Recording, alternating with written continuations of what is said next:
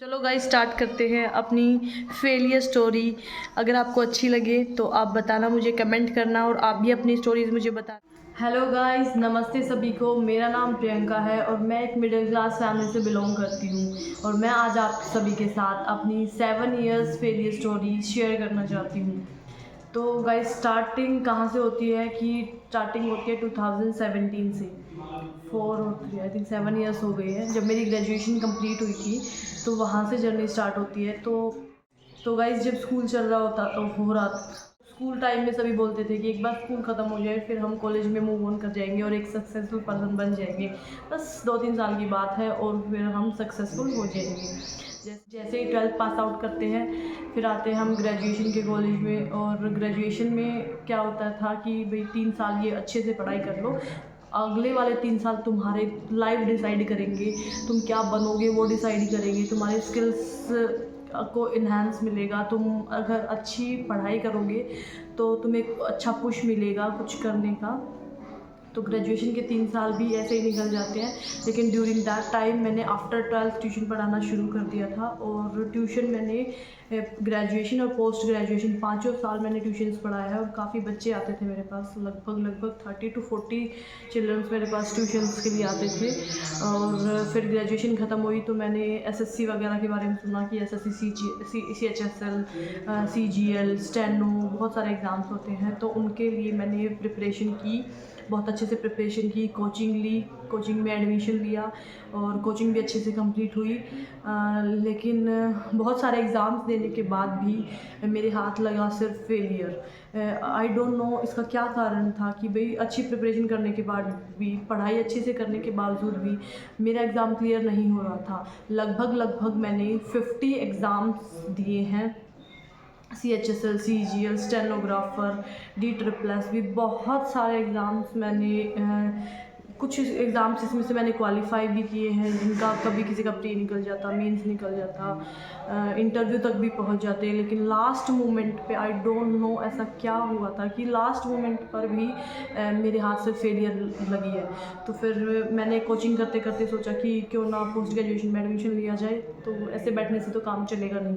तो मैंने post graduation में इकोनॉमिक्स में एडमिशन ले लिया और हिंदू कॉलेज था हमारा, तो उस कॉलेज में अच्छी एजुकेशन, ऐसे ही साथ साथ मेरी कोचिंग चलती रही और मैंने पोस्ट ग्रेजुएशन में एडमिशन भी ले लिया। फिर सोचते हैं कि चलो पोस्ट ग्रेजुएशन कर लेते हैं, छोड़ो ये एसएससी, CHSL, CGL वगैरह, पोस्ट ग्रेजुएशन करके अपना नेट क्वालिफाई करेंगे और असिस्टेंट प्रोफेसर बन जाएंगे, बस फिर हमें किसी चीज़ की नीड नहीं है। और कॉलेज के 5 साल गाइज मैं बहुत एक अच्छी स्टूडेंट रही हूँ। मेरी communication skill is very good. English poetry recitations के लिए डिस्ट्रिक्ट लेवल पे, स्टेट लेवल पे मैं आपको कभी अपने सर्टिफिकेट भी दिखाऊंगी।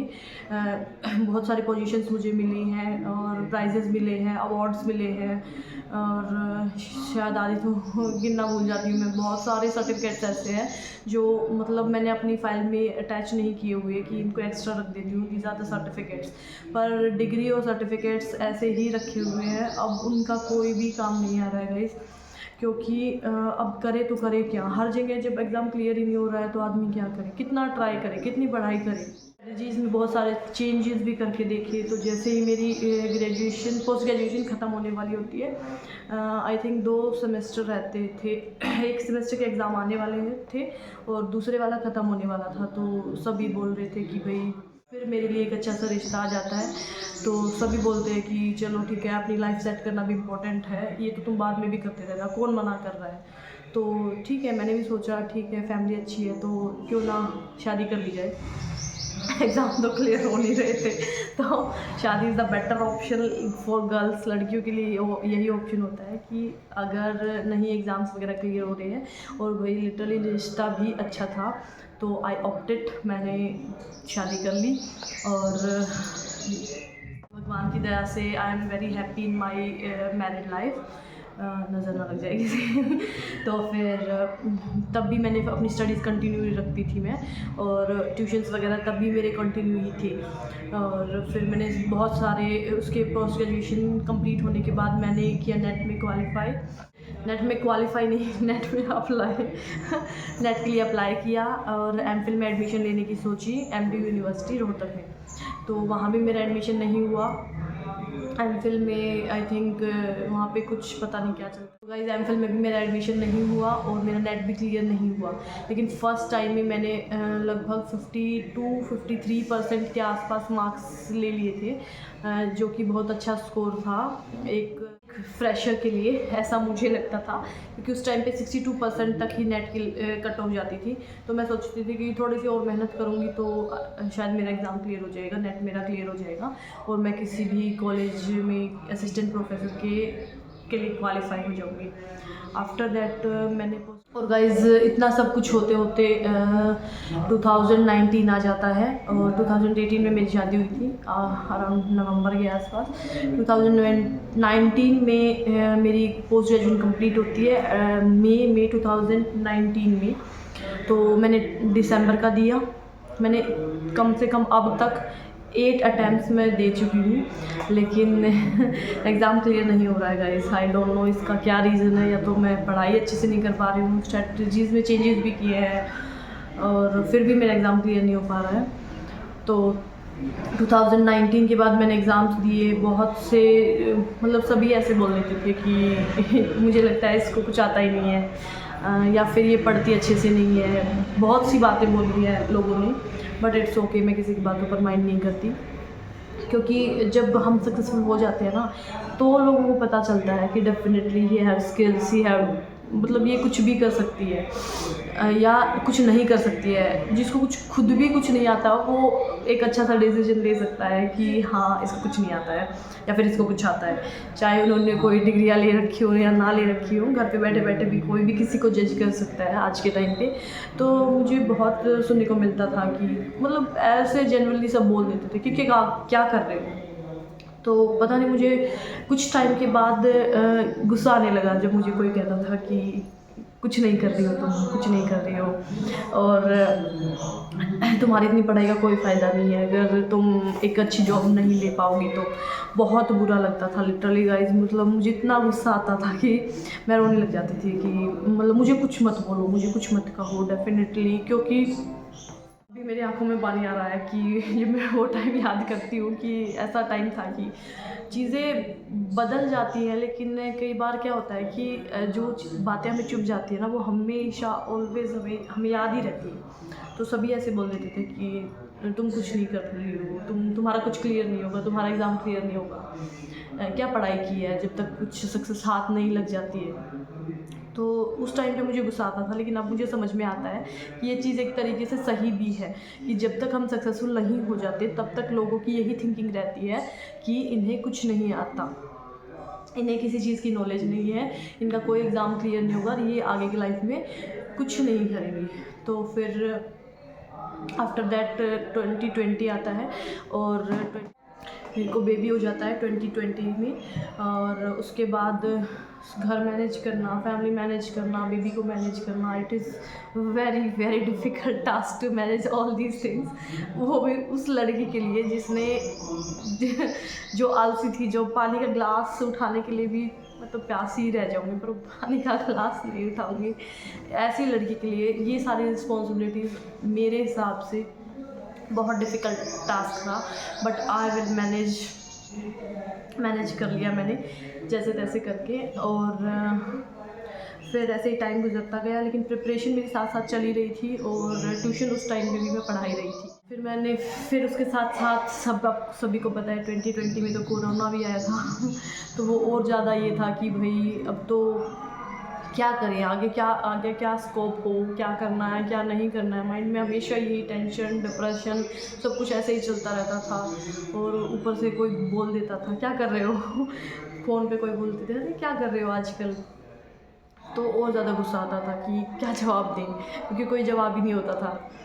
तो उसके बाद मैंने 2021 में भी अटैम्प्ट दिया, 2022 में भी दिया, 2023 में भी दिया और डेफिनेटली अब 2024 में भी देने वाली हूँ। तो बहुत ज़्यादा डिप्रेशन तो मुझे 2023 में हुआ, क्योंकि अंदर से ऐसा फील होता था कि यार इतने साल हो गए लगे हुए, ग्रेजुएशन 12th पास की थी तब ये सोचते थे कि बस एक नौकरी मिल जाए लाइफ में और कुछ भी नहीं चाहिए, ग्रेजुएशन कर रहे थे तब ये सोचते थे कि बस एक नौकरी मिल जाएगी और वो करने के बाद डेफिनेटली हम एक अच्छे इंसान बन जाएंगे और इंडिपेंडेंट हो जाएंगे। लेकिन वो भी नहीं हुआ। फिर सोचा पोस्ट ग्रेजुएशन के बाद और फिर सोचा कि अब तो एटलीस्ट ऐसा कुछ हो जाए कि हम अपनी लाइफ में सक्सेस हासिल कर सकें। फिर 2023 में तो मैंने बिल्कुल हार मान ली थी कि अब तो मेरे से कुछ नहीं होने वाला। I am totally failure. ना मैं ट्राई करूँगी, ना मैं आगे इसके बारे में सोचूंगी, एग्ज़ाम्स के बारे में सोचूंगी। जून का मैंने इंडियन इकोनॉमिक सर्विस का भी एग्ज़ाम दिया था बहुत अच्छी प्रिपरेशन के साथ, लेकिन मेरा वो एग्ज़ाम भी क्लियर नहीं हुआ। उसमें कम से कम 6 एग्ज़ाम्स होते हैं, 3 दिन लगातार एग्ज़ाम देने होते हैं, एक दिन में 2 एग्ज़ाम देने होते हैं। तो उसके लिए प्रिपरेशन की थी मैंने काफ़ी सारी, बट उसमें भी मेरा कोई रिज़ल्ट नहीं आया। मैं टोटली फेल। वही बात है ना कि हर जगह एग्ज़ाम देने जाओ वहीं से ही क्या मिल रही थी, फेलियर मिल रही थी। तो 2023 में जब मेरा ये इंडियन इकोनॉमिक सर्विस का रिज़ल्ट आया, उसके बाद तो मुझे आई फील मतलब डिप्रेशन फील होने लगा था और ना मेरे किसी से बातें करने का मन करता था। मुझे लगता था कि बस फेलियर बिल्कुल नस में चली गई थी।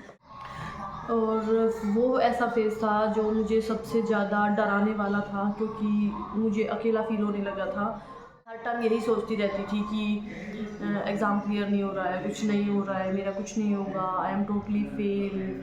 क्या कहते थे कॉलेज में सभी टीचर्स, सभी प्रोफेसर्स ऐसे बोलते थे कि भाई अच्छे बच्चे हैं, कुछ करके दिखाएंगे, प्राइजेस लाते हैं। कितनी खुशी होती थी, प्राउड होता था अपने आप पर अब क्या, अब आगे क्या? सिर्फ ये नॉर्मल सी लाइफ, ये तो सभी की लाइफ है, इसमें ऐसा क्या चेंज लाया जाए। 2023 में बिल्कुल मैंने होप खो दिया था कि मैं आगे लाइफ में कुछ कर पाऊँगी, बट जैसे ही 2024 स्टार्ट होता है, आई फील कॉन्फिडेंट कि इट्स ओके, मूव ऑन करते हैं।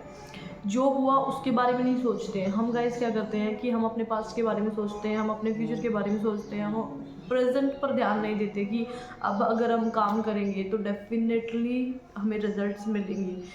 तो डिप्रेशन में जाने से, अपना दिमाग ख़राब करने से क्या ही फ़ायदा है। फ़ायदा तो इस चीज़ में है कि हम अपने आप को इन्हांस करें, अपनी स्किल्स को पहचानें। हमें स्किल्स क्या क्या हैं, हमें स्पीकिंग स्किल्स अच्छी हैं, और अपने स्किल्स को पहचान कर अगर हम काम करेंगे तो definitely we get the results. तो मैंने फिर 2024 में बहुत सारी चीज़ें स्टार्ट की। नाउडेज़ मैं ट्रेडिंग भी करती हूँ, मैं यूट्यूब पर भी काम कर रही हूँ, और अगर चैनल चल गया और आगे बढ़ते हैं, मेरी यूट्यूब की वीडियोस चल गई तो देखते हैं क्या रहता है। लेकिन भाई हार नहीं मानेंगे बिल्कुल भी, डिप्रेशन में तो बिल्कुल भी नहीं जाएंगे। एक नॉर्मल ज़िंदगी जी लेंगे पर डिप्रेशन में तो बिल्कुल भी नहीं जाएंगे, अपना दिमाग ख़राब नहीं करेंगे। लोग तो भाई बोलते रहेंगे, अगर तुम कुछ बन भी जाओगे तो भी वो बोलेंगे, तुम कुछ नहीं कर रहे हो तो भी वो बोलेंगे, और तुम अगर डिप्रेशन में हो तो उन्हें खुशी होगी कि वाह कर लिया, देख लिया। बड़ा बोलते थे कि ये कर देंगे, वो कर देंगे, और अभी फ़िलहाल तुम कुछ नहीं कर रहे हो।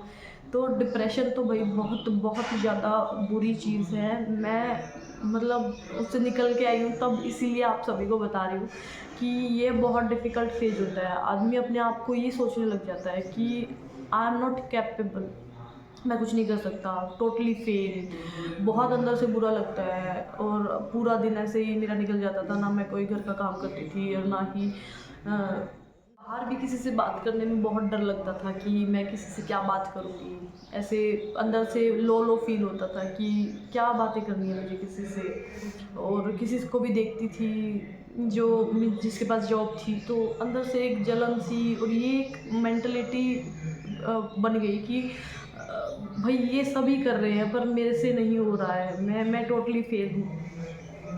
फिर मैंने अभी हो गई उल्टी में तो फिर उसके बाद मैं अभी ये सोच रही हूँ कि अब आगे की, ना तो अब हम पास्ट की लाइफ पे ध्यान देंगे, ना ही हम फ्यूचर की लाइफ पे ध्यान देंगे। हम अपने प्रेजेंट को सुधारेंगे, इसमें कुछ काम करके देखेंगे, अपने स्किल्स को एनहांस करेंगे, डेफिनेटली हमें उसके रिजल्ट्स मिलेंगे। और ये थी भाई मेरी फेलियर स्टोरी। अगर आपको मेरी ये स्टोरी अच्छी लगी, क्योंकि सक्सेस स्टोरी तो सबको अच्छी लगती है, but what about the failure. Failure story भी अच्छी लगनी चाहिए। तो प्लीज़ इसको लाइक करें, अपने फ्रेंड्स के साथ शेयर करें and subscribe my channel. Thank you so much. और हमेशा मुस्कुराते रहें। दुनिया बोलेगी, पहले भी बोलती थी, अब भी बोलती है और बोलती रहेगी, कुछ करो चाहे मत करो, पर खुश रहो, बी हैप्पी। Bye bye.